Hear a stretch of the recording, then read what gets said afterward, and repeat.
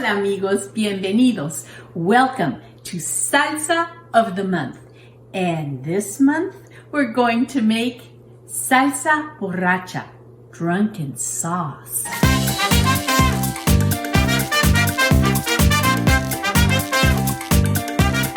Salsa Borracha, drunk sauce or drunken sauce. The name kind of gives you a hint that this sauce is, well, a little different from other sauces. And it's different because it's cooked with tequila or beer. Now, originally, the sauce was made with pulque, and it still is made with pulque in some states around Mexico City. Now, pulque is hard to come by these days.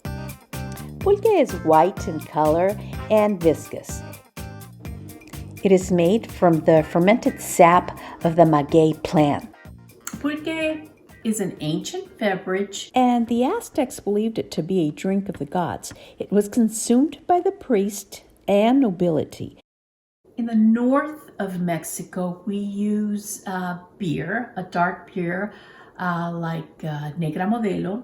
In the center of Mexico and the states around Mexico City, they used a mixture of tequila and orange juice. If you're concerned about the alcohol in the salsa, don't worry.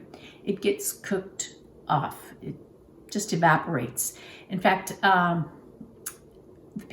people like to make salsa borracha with the tequila because they can flambe the tequila, the alcohol in the tequila, and it becomes very spectacular when you've got a nice party going on and you flambe your sauce. But if you are going to try that, just make sure you tilt the pan away from your face when you light it up, because sometimes that can really go. Now, if you're going to use beer like I am going to use today, it just evaporates with the cooking. So let's get to it. These are the ingredients we will use.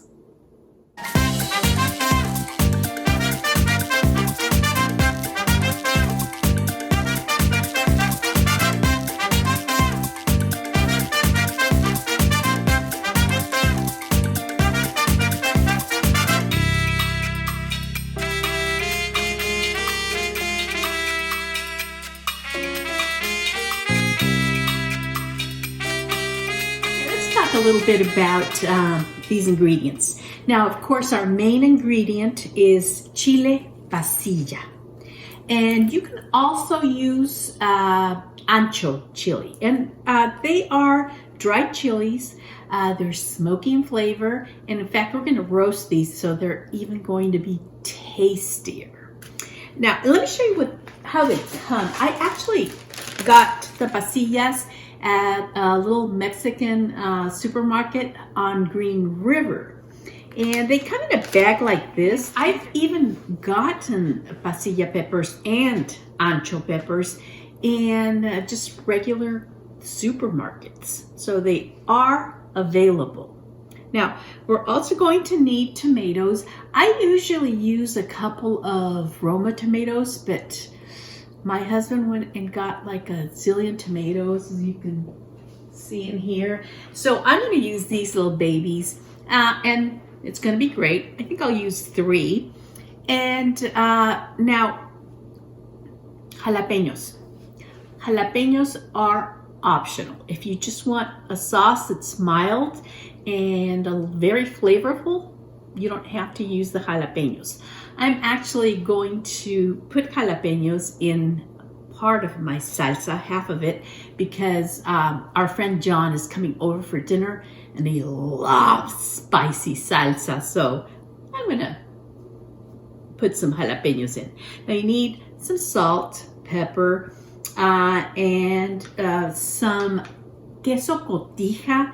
Now, that is a little bit more challenging to get. It's crumbly cheese. It's been aged. So you can substitute it with feta cheese. In fact, that's what I did here because my neighbor makes the best feta. I mean, she makes it the best feta cheese ever. So she gave me some and I'm gonna use it. I have a little bit of cilantro here, and the cilantro again is optional. It's for garnish. You can use it or not.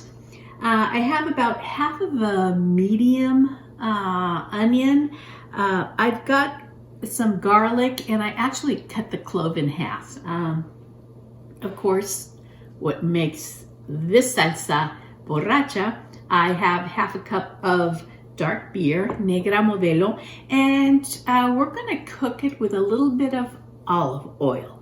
So let's get started. Just cut the stem off, and we want all the seeds out of there. So they'll probably just lop right out. There we go. And now if they were to have any heat, the heat would be here in the veins. So we're going to take the heat off.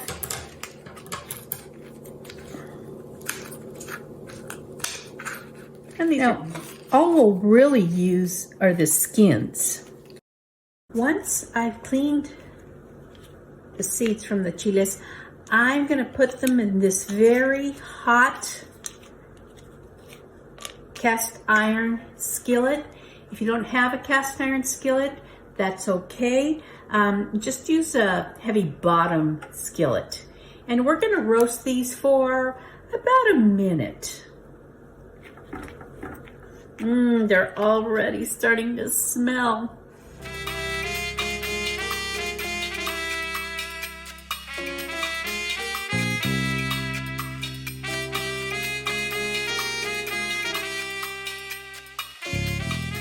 Next thing we're going to do is we're going to roast the rest of the veggies, and I cut the onion up.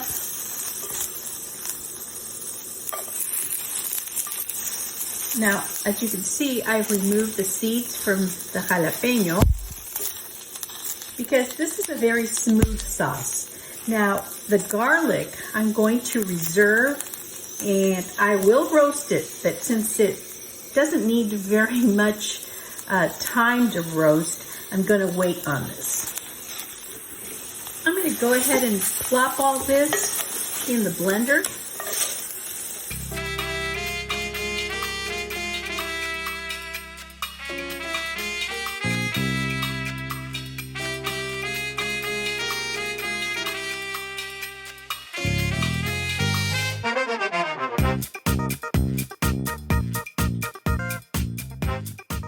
Going to simmer our sauce for a couple of minutes just so it'll thicken a bit. Now, if you prefer to use the tequila and orange juice, you would use 2 ounces of orange juice and 2 ounces of tequila. I suggest you put the 2 ounces of orange juice in the blender, and the tequila, well, depends. You can put it in the blender and then cook the alcohol away just like we're doing with the beer, or if you would like to flambe it, you wait and you put the tequila here, and then you flambe it. And it looks like our sauce is thick now. The house is just filled with the most delightful aroma. My husband has been circling the kitchen. I think he wants in on this. And now, my friends, for the taste test. And I gotta begin to tell you that the taste test starts with the aroma. It just filled the house with this smoky, delicious aroma. But don't take my word for it. And now, here we go. Wow. It's wonderful. Esta salsa está absolutamente deliciosa, amigos. La tienen que hacer porque no saben de lo que se están perdiendo. Oops. Translated, absolutely delicious. Well, I'll see you next month when I'm going to make my cousin Lolita's famous huevito salsa. See you next month, folks. Bye-bye.